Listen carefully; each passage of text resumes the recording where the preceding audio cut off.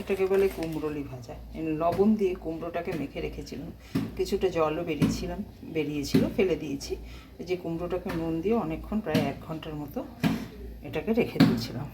এবার দেখুন আমি এখানে কুমড়োটাকে ভাজবো, সেই জন্য দিয়ে নিচ্ছি কিছুটা পরিমাণ চালের গুঁড়ো। কিছুটা পরিমাণ চালের দিয়ে নিচ্ছি, কিছুটা পরিমাণ বেসন, চামচ মতো বেসন দিয়ে দিলাম। আর দেব বেসন, বেশি থাকলে বেসন দিয়েও কুটে নিতে পারেন। আমার আজকে একটু বেসনটা কম আছে বলে আমি একটু ময়দা দিয়ে দিচ্ছি। দিয়ে দিলাম।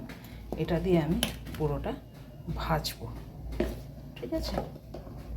মচমচে হওয়ার জন্য দিলাম একটু চালের গুঁড়ো, দিয়েছি একবার, আর একটু দিয়ে দিলাম।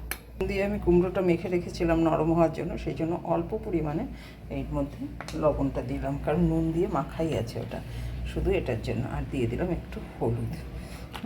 এবার আমি এটাকে, আপনারা ইচ্ছে করলে একটু জিরে ধনের গুঁড়োও দিতে পারেন, একটু শুকনো লঙ্কার গুঁড়োও দিতে পারেন। আমি আর ওসব দিলাম না। এবার এটাকে মেখে নেব। দেখুন মোটামুটি এরকম ঘন করবেন, বেশি পাতলাও করবেন না, আবার খুব ঘন করবেন না।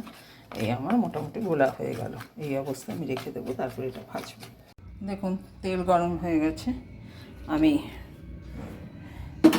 এই বাটিতে পিঠুলিটা নিয়ে নিয়েছি। পিঠুলিটা একটু পাতলা হয়ে গেছে, আর একটু ঘন হলেই ভালো হতো। এবার আমি অল্প আছে, মিডিয়াম ফ্লেমে ছেড়ে দিচ্ছি এগুলোকে। আর একটু ঘন করবেন আপনারা, আজকে আমারটা একটুখানি পাতলা হয়ে গেছে।